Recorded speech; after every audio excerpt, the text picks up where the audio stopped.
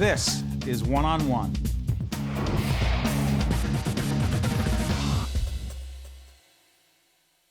There she is. Paula Franzese is the author of A Short and Happy Guide to Being a College Student, also the Peter W. Rodino Professor of Law at Seton Hall Law School. Good to see you, my friend. It is wonderful to see you. Now, we had you on our sister program, Capital Report, with my colleague, Raphael Pierman, talking about ethics and corruption and politics. Not this show. This is a conversation about being a college student, A Short and Happy Guide. Why did you write this book? For my son, Michael.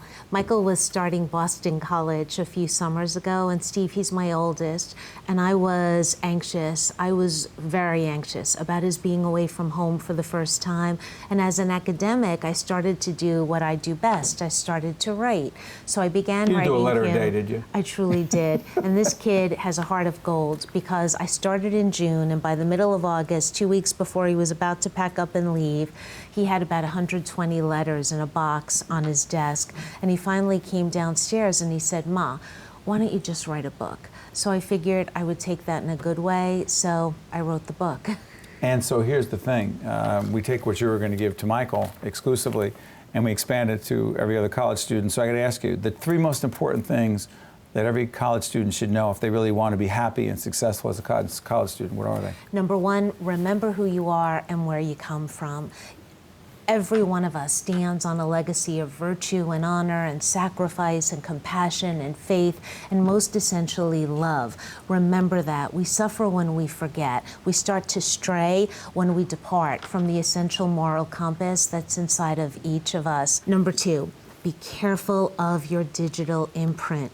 Take good care with social media. Know that nothing gets erased. The anonymity of virtual world is an illusion, and it also can encourage bad behavior. Stay on that. Yeah. Why do you think so many young people, particularly in college, make that mistake of thinking, I need to be out there, I need to, in their minds, be relevant, and they do and say such dumb stuff? I think part of it is social norming. I think because everyone is doing it, somehow it becomes acceptable. It's not. I think as well, the bar has just been lowered and lowered and lowered.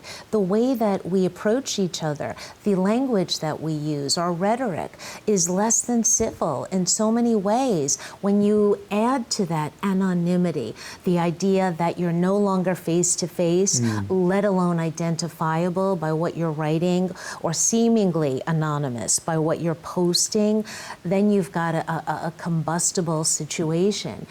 What people write in a comment section online, I would dare say, is not what they would say to someone face to face. What does that have to do with college, though?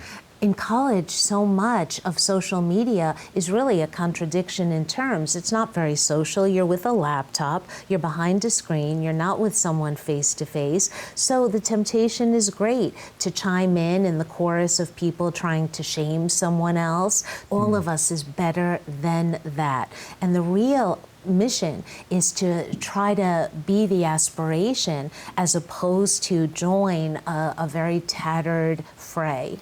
That was two. Your third piece of advice is? The third is be of service. The only way to really find meaning is to serve. And the surest way out of suffering is to help someone else out of their own. So I always encourage my kids, particularly when they're down in the dumps, do something for someone else. And there's a whole neuroscience that backs us up on this.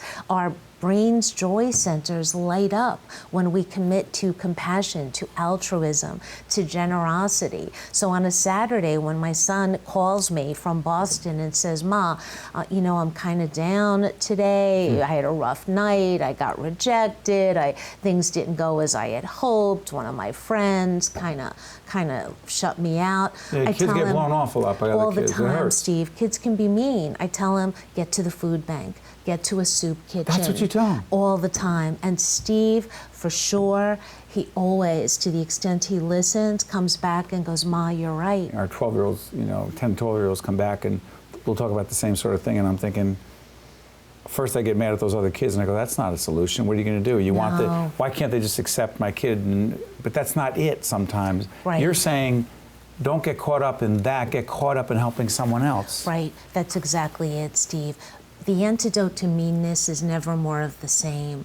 And I always tell my kids, if you've got to convince someone to see your worth, if you've got to disabuse someone of some harsh preconception, don't extricate yourself. Remember again who you are. We're also very faith-based in our family. I'm a devout Catholic.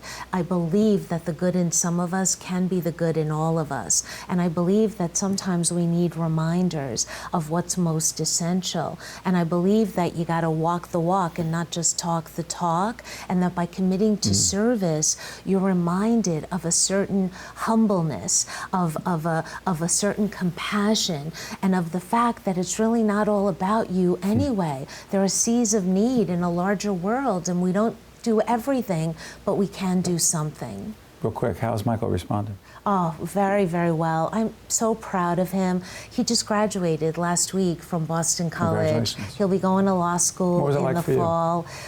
He's going to law Proudest school. moment, yeah. What was that whole the thing like for you? proudest moment. Commencement, my heart burst. My parents I knew were very proud of me. I'm the first in my family to graduate from college, let alone law school. And my dad, I remember him crying, and I said, "Daddy, what's the matter?" And he said, "It's tears of joy, it's tears of joy." And I didn't quite get it until last week. I cried tears of joy for my son. It was a pride like no other. Finally, what is it about us and our kids? I think We live and die with them. I think that that's the hallmark of good parenting. I think that's it. When my Michael was born and when Nina was born, my sister reminded me, just get them all saturated in the juices of love. Just let them bask in that love. I think it's the surest recipe for success. The name of the book is Being a College Student, A Short and Happy Guide to Being a College Student. And Paula Franzese is not just a great professor of law at Seton Hall Law School, has been teaching and motivating and inspiring young people for a long time. She's a great friend of public television. Thanks, Paula. I adore you. Thank you so Same much. here. Thank you. Yeah, thanks for saying that. We'll be right back right after this. One-on-One with Steve Adubato has been a production of the Caucus Educational Corporation, celebrating over 25 years of broadcast excellence. This special edition of One-on-One with Steve Adubato is brought to you from the Tisch WNET studios at Lincoln Center. Funding has been provided by Wells Fargo, the New Jersey Education Association, United Water, Robert Wood Johnson University Hospital, the Robert Wood Johnson Foundation, New Jersey Sharing Network, and by Choose New Jersey. Transportation provided by Airbrook Limousine, serving the metropolitan New York, New Jersey area.